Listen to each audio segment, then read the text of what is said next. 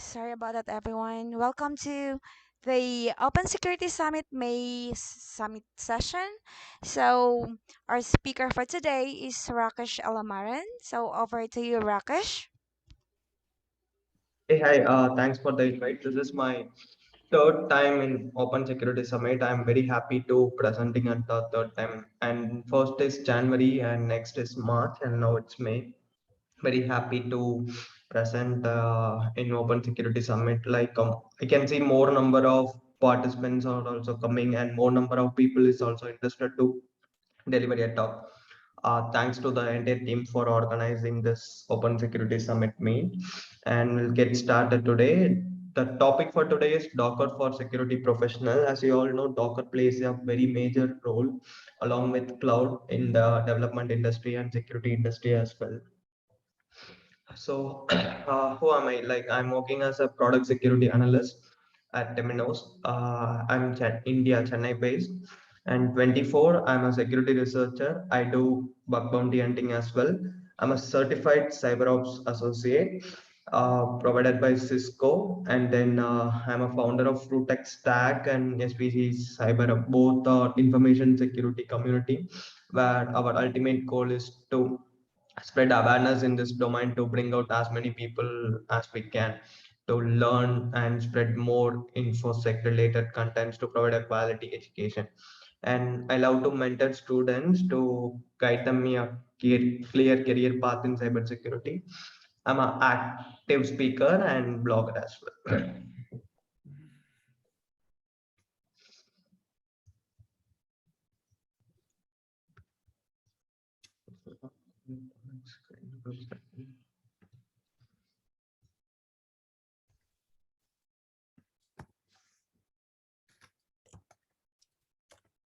Switch screen.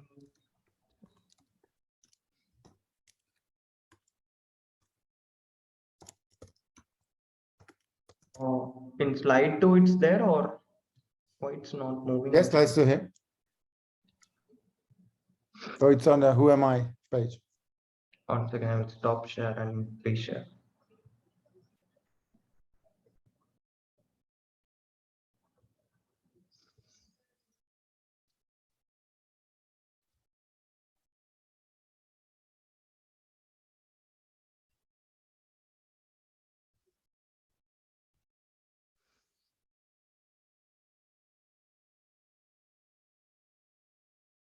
Yep. Okay. Yeah. Oh, now it's in slide 3, right? Docker. Yeah, I can see Docker. Yeah. Okay. So Docker is an open source project. It is based on containers and it can run virtually anywhere on any type of server, as we all know. And how it going to work is like it uses the Linux kernel features, Linux kernel and features of the kernel, obviously. And it is a, oh my God.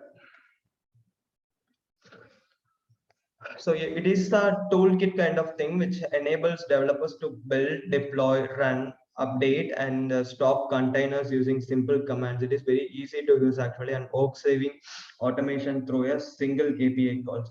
So the technology uses C groups and namespaces and all to segregate process so that it will run independently in the Linux kernel.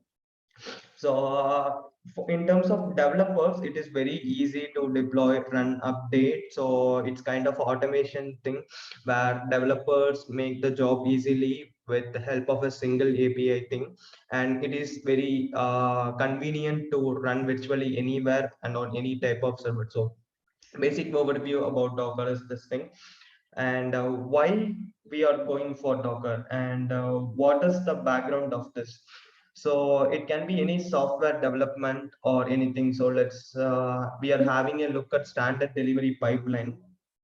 So it can be any development, like web app or app development, embedded software. So what the flow look like is developer writes the code. It can be any software. Let us assume the developer is writing for a web application. Once the code is written, he's obviously going to send this code for build using any of the build platforms available. And once the process is done into an executable file with all of the dependencies for the particular project, includes libraries, functions, single executable file will come, and this process is called as building a code. After the build is done, the next step is going to be sent to the tester. So once the code has been built, so that the tester can execute the code, or QA team or testing team can execute and run all the tests to check the functionality, flow, user acceptance testing, those things and all will happen. So let us assume that after testing, there are two cases. First is if the code gets executed properly over here, will proceed for the deployment. That has become the website for our goal, for our assumption here, because we taken an assumption as web development project. But the second scenario is if the code has some issues, then the code cannot be sent for deployment, right? So the tester team or testing team will inform the development team to know about all of the errors, bugs, or whatever they are facing it in the development, and they are going to rectify the code, and this is how the cycle will keep on repeating. So this is the standard delivery pipeline flow. So what issue the testing team and development team and everyone is facing? So here it is. In developer, this code runs fine on my computer. So whereas when it comes to tester, this code doesn't run on my computer. What does it mean? So what can be the main problem here? So for that, we can take a look at the different environments what developer and tester both of them having actually. When you take a look at developer environments, the operating system and PyTest 5.4.3 is there, whereas in tester it is 5.3.0. And PyCharm IDE developer is using, whereas the tester is using Spider IDE. And backend is same, and dependencies will also be the same. So you can see the difference. PyTest and IDE, what both developer and tester using is not the same.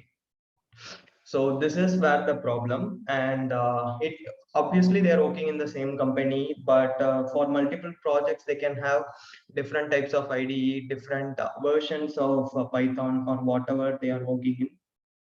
So it is quite challenging.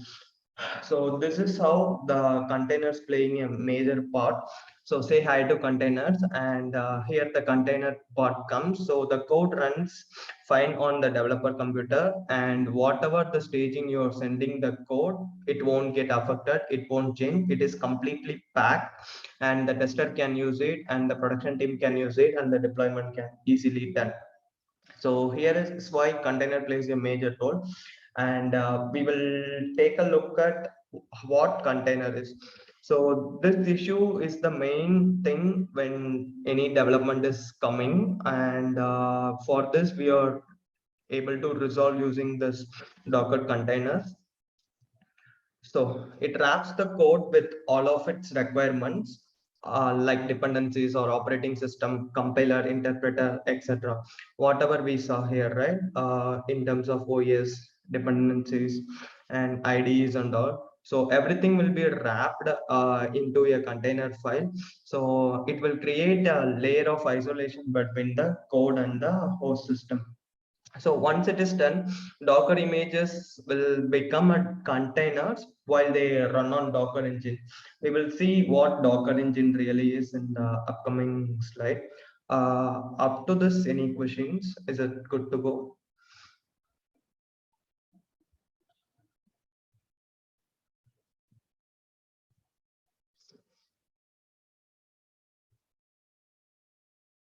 Anything to be repeated again, or any questions here? You can ask in chat, or you can just unmute and ask in between. Just stop me if you if you want to explain anything again.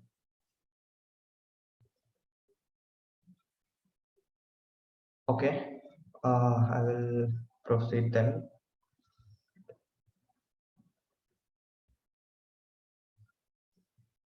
So we see what is the issues both team or the organization faced actually, and we see the solution and why the Docker container playing a major role we saw. And we will see how to install Docker, and it can be installed and used in Linux, Windows, and Mac. The play with Docker is a thing where you can host a Docker session free, and you can choose to work in Docker.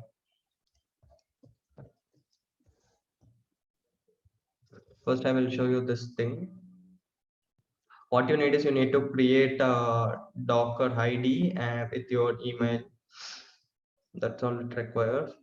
So I've already signed in. You can add your new instance, and you can work like you don't require any virtual machine setup or Windows setup. You don't need to install Docker on your Windows and use. And also, if this is a sandbox environment, you can see here using personal credentials is not appreciable. So we can type some of the commands for Docker to check if it is working. So Docker info will give all the information related to this environment. If there are any images installed here, you can find using Docker images. So we don't have any images as of now.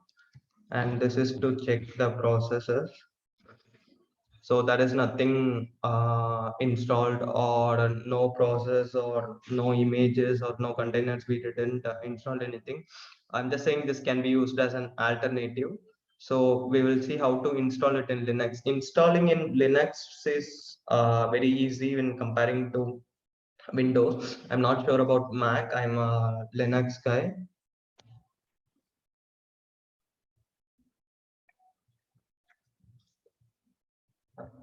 Few commands, like 2 to 3 lines of command only it takes to install. I've already installed. So here is how you can install in Linux actually. So first you need to update. Once it is done, you can install just like that using sudo apt install docker.io. That's all it requires. It will take close to 5 to 10 minutes, depends on your internet connection and the memory you have in your system. Once it is installed, you can check using Docker info, what I did now in play with Docker. And after the installation, for successful installation verification, you can run this program, Docker run allow vault. So if you can see, I will run it and show you. Can anyone confirm, like, can you see my virtual box also, my Kali machine? Am I sharing that screen as well?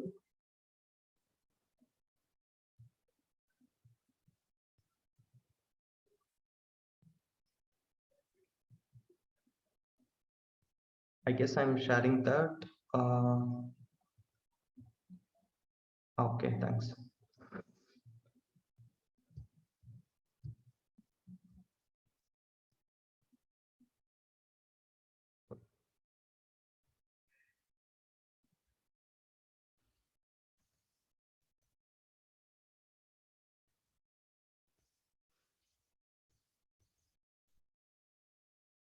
I'll open the terminal again.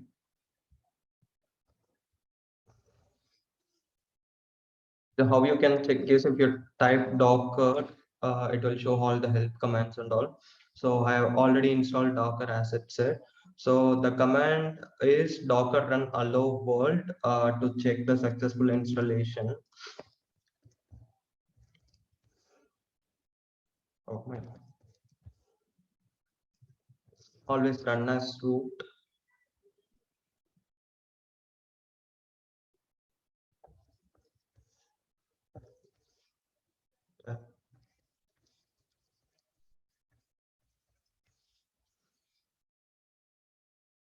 You can see now, hello from Docker. This message shows that your installation appears to be working correctly. So next steps, what you can do, those steps and all added.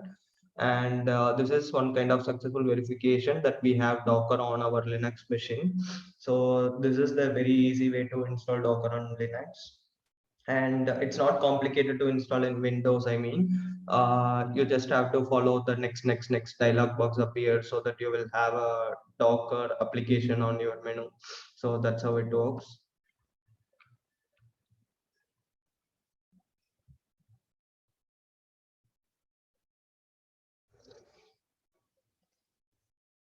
Yes, okay. We have seen the installation part, we have covered it. And when it comes to comparison containers with VM, so we should know what kind of differences both are providing. So it can differ in several ways. The major difference is that containers provide a way to virtualize an operating system so that multiple workloads can run on a single OS instance. Whereas with virtual machines, the hardware will be being virtualized to run multiple OS instances. Container speed, agility, and probability make them yet another tool to streamline the software development. I have added few differences over here. Before that, as you can see, so this is for containers and this is for virtual machine. So Docker engine will be common for all the applications A, B, and C. And whereas here, Docker engine will be separate. So as you can see from the picture. So in terms of operating system efficiency, scalability, deployment, in many ways, the differentiation will happen. So here are the differences. Virtual machines are heavyweight, whereas containers is a lightweight packaged model, and virtual machines will provide a limited performance, whereas containers will provide native performance. Each virtual machine runs in its own OS, as we saw here. So each virtual machine will have different or same OS to run, whereas all containers share the host OS. The OS will be here and all containers will share this host OS thing. And it is a hardware level virtualization, whereas in containers it is OS level. The startup virtual machines will struggle to start up. The booting time will take minutes, whereas containers not like that. It will start in milliseconds. You have to allocate lots of memory for virtual machines, and for containers it requires less memory space. I will show the virtual machine memory for my Kali Linux. Actually, you can see it's 80.86 GB, so this much of space required to run properly. But containers are not like that. It will require only less memory space, but working will be good as we are what we are expecting. And when it comes to efficiency, containers are way more efficient than virtual machines. And scalability is also, containers are very easy to scale, whereas virtual machines are not very easily scalable. So these are also the factors. And here we have a Docker architecture. Okay, before that, like any questions, or is it okay to forward?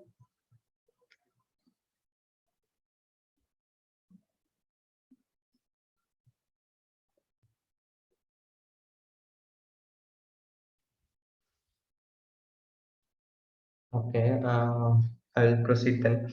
So Docker uses a client server architecture model, and here you can see the diagram as client, and in center we have Docker daemon, and then we have registry. So in client, the three major commands what we use to interact with Docker daemon is Docker build, Docker pull, and Docker run.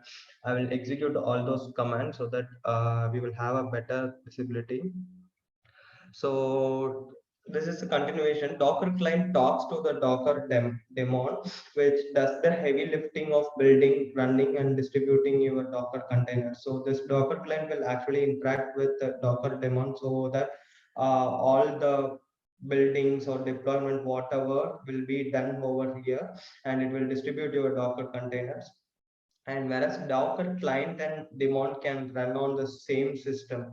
So you can see over here, client and daemon will run on the same system, or you can connect a Docker client to a remote Docker daemon as well.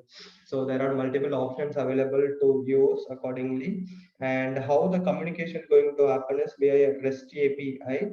And when it comes to Docker engine, we will see a particular term called Docker API. So we will see that, and over Unix sockets or a network interface, and we will see how to build, pull, and run those things and all now.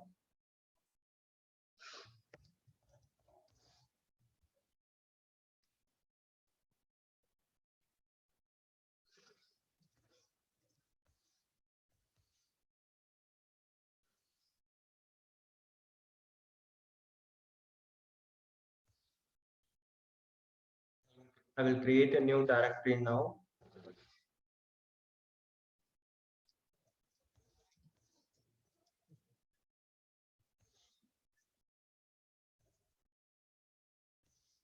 So you need to create a Docker file. Here you can type something like whatever you want to run. Actually, I will type this thing, or you can pull the Apache server or Nginx, anything you can do it. I'm just typing this. Let's save now. Now I have actually entered the code to be fetched in the Docker file. Now how you can build is Docker build followed by you can give any name as you want. So -t is like Docker image tag. So you can give any name and their tag. So we will give as test, and this is for the current directory what we are using. So it is fetching. Now it's built successfully. When you visit Docker images, the busybox image will be there. So you can see now the test what we have created and the busybox image is there. So this is how you can build the images, and you can see images using Docker images command. So Docker build we have done now. So how you can pull the images? Docker pull will say I will pull Nginx.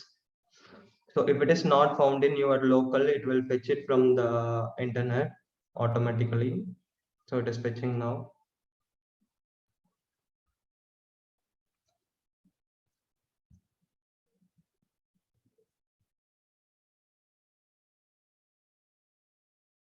Depends on image size, it will take time. So now it is done. You can see again if the images is there or not using. So Nginx is already there. I have already installed. So Docker pull is done. So to run a container, how you can do is followed by Docker run is the command, and you have to give a container name as well. Whatever you have created, we have created test and we are running now. So we are in a container. So you can check using ID. So UID and present working directory, it is null now. And U info, we can user info not found. So this is we took the shell now. So you can modify anything in the Docker file and you can work accordingly. So let's try to modify something.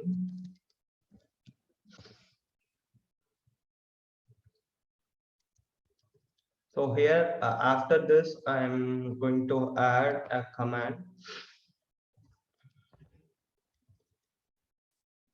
So I'm asking for the date.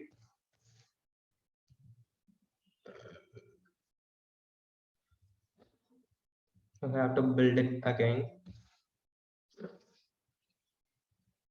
You can see now step, if there are multiple steps, it will work accordingly. Step 1 by 2, it is already fetched, and now step 2 by 2 will run because we given the cmd date command, and now you can run it.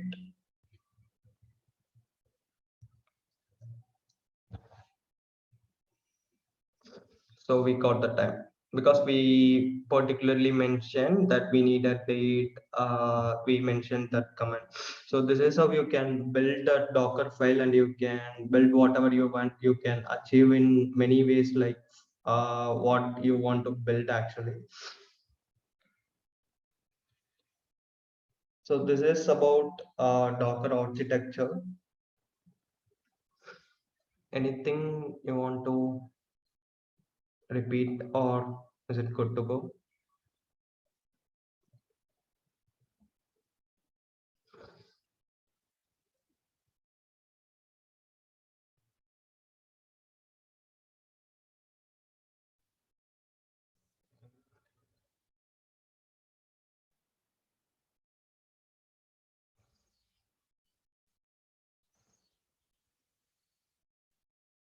Docker engine, as it said, Docker engine is a major pod where it will allow the creation and management of all the Docker processes. So there are three major pods. One is Docker CLI, and next is Docker API, and the third one is Docker daemon. What we saw it already. So here is the representation of diagram you can see. So it manages network, manages data volumes, manages containers, and manages images as well.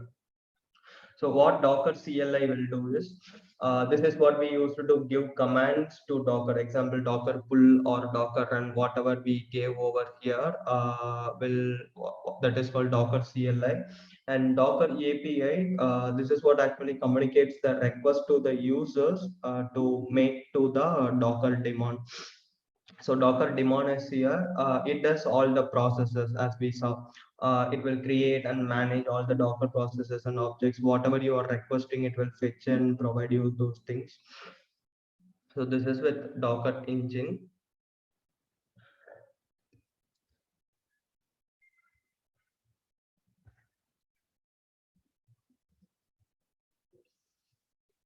So these are all terminologies that is mainly used in Docker. First is Docker file. What we saw now, it is a kind of text file. So it will have, or you can write your own instruction on how to build a Docker image. You can write any instructions that understands in a way to fetch and work appropriately. And repository is a collection of related Docker images labeled with a tag that indicates the message images, and all the detailed version will be there. And next is registry. It will provide access to repositories that you can use. Docker Hub is a place, kind of public registry to upload images and work with them. Like you can create your own Docker Hub and you can upload the images from what you are working in your Linux.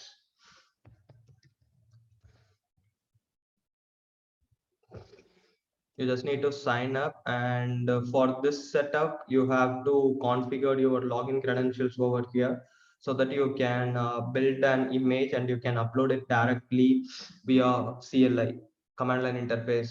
So to this Docker Hub you can do this also.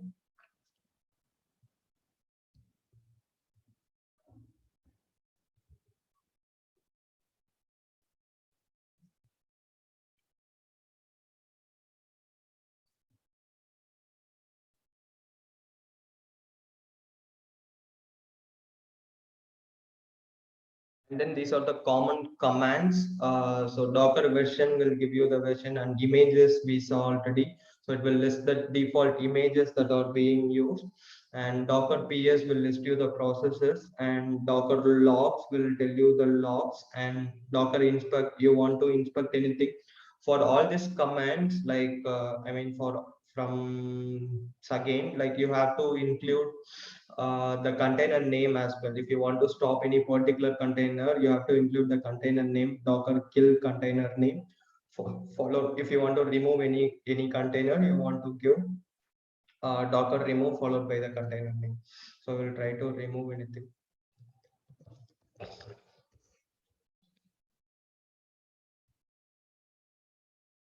So these are the images.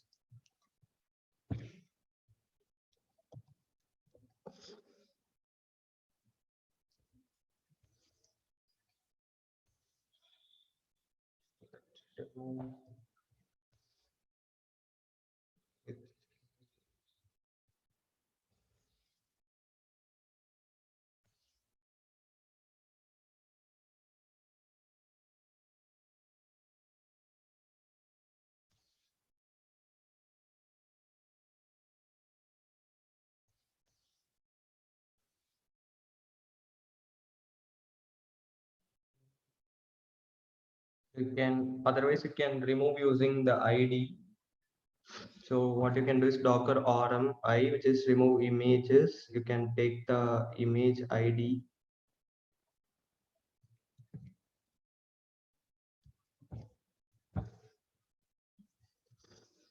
Images is okay.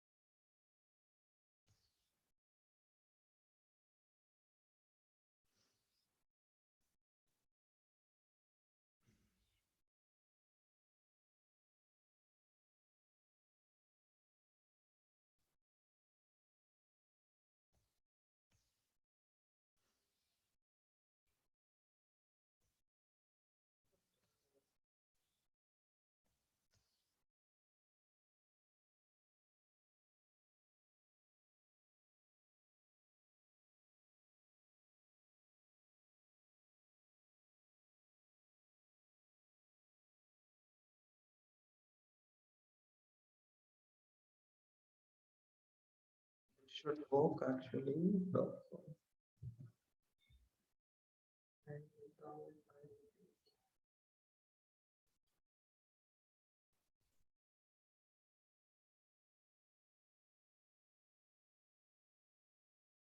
If conflict is happening, so I don't know, actually facing some error. So this is how you can remove. First you need to stop the container which is running, and then you can kill or remove. You can do anything.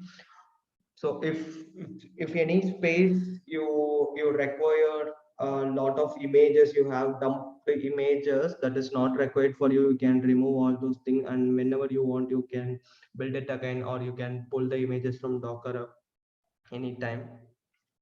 So this is the common commands that we use.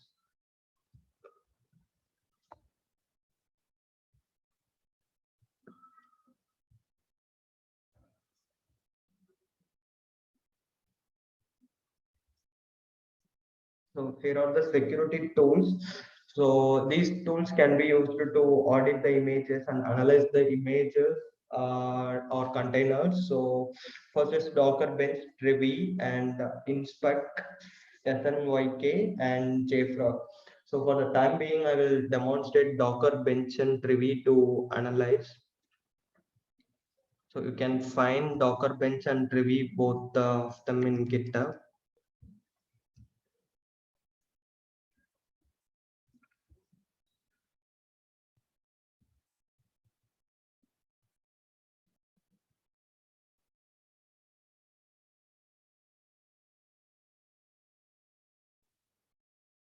This is how you can install over there.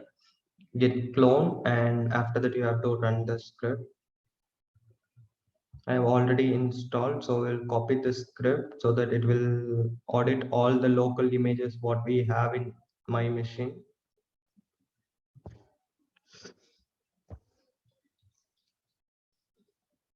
So the scan has been started, and it will scan in all levels: host, Docker, daemon, configuration files, container images. And in terms of build, scan time will take depends on the image size.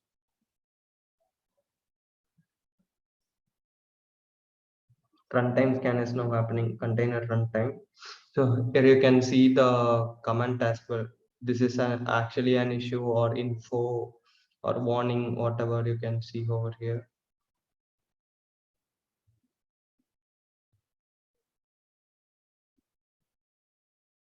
We'll check for C group usage, privilege escalations.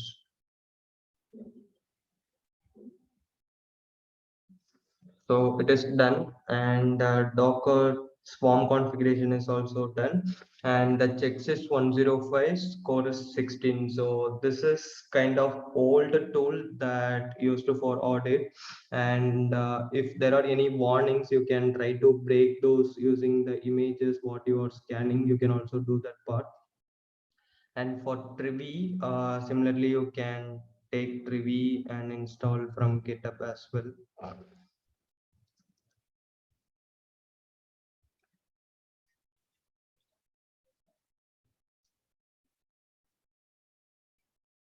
So here is the installation. We'll share this in the chat.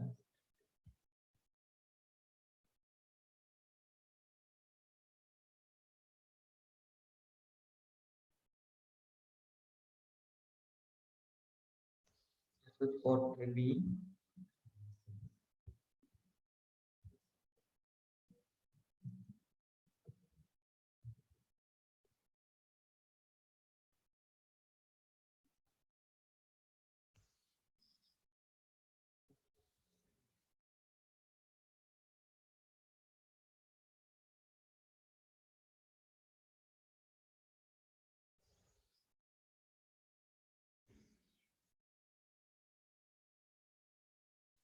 For Dockerbench.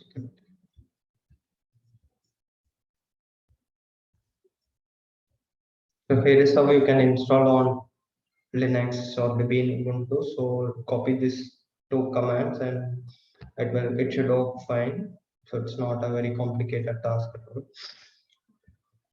Okay, I have already installed, as it said. you can check using Trivi. So in the help options menu, everything is coming. So how to scan the images is you should find the local images first that you have. So if you want to scan any particular image, just selecting the image name is fine. So we will select Alpine or engines, and you will see or Redis is also there. So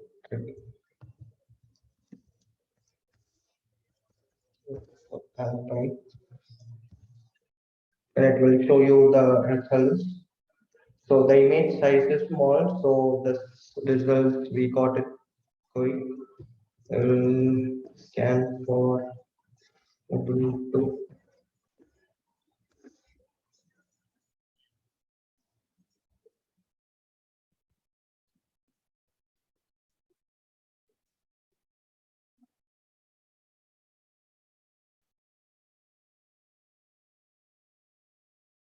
As you can see, it is well organized, and you can see the severity as well, medium, low, or whatever, and library will be shown, and the vulnerability ID along with CVE, the recommendation for the latest version, and you can get this output as a txt file for the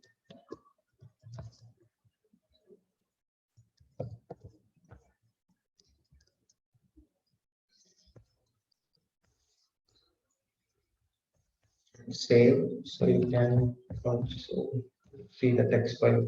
So you can send, if you want to send this to dev team for take a review or suggestions. First, you should find out whether this is actually a vulnerability or just an upgrade to positive false positive thing. After that, you can actually go for updating the any library version changes in the original image, because these results can be a better recommendation along with all the CVEs. So it will generally throw minimum of 50 to 60 vulnerabilities for all the images whatever you are going to scan. Yes, and you can also similarly check inspect SNYK and JFrog. These three are also the other tools that will perform the same audit, and in a different manner. You have to set up and you have to execute. You have to give the images. Obviously, the same thing. You can compare with multiple tools for better results and accuracy. So obviously, the choice is yours.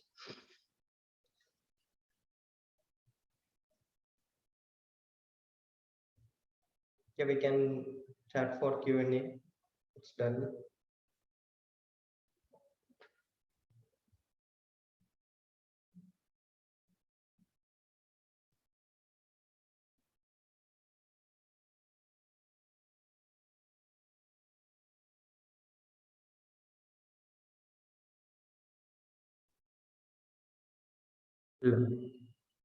If you have any questions, like you can ask, or if you want to show any commands again, I will show.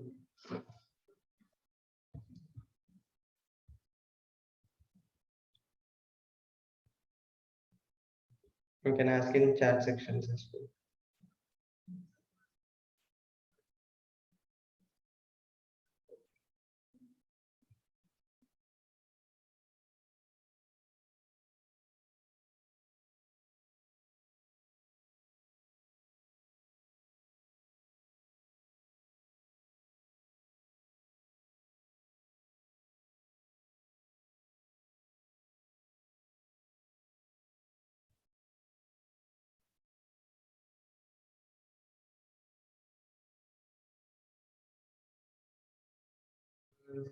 I don't know. I think no Q&A, or we can wind up, or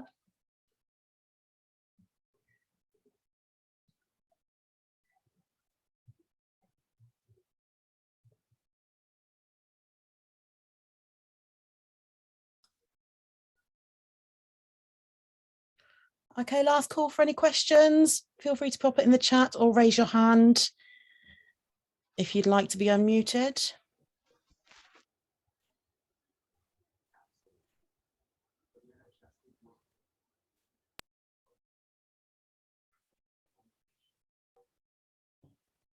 No, okay, I think we're done then.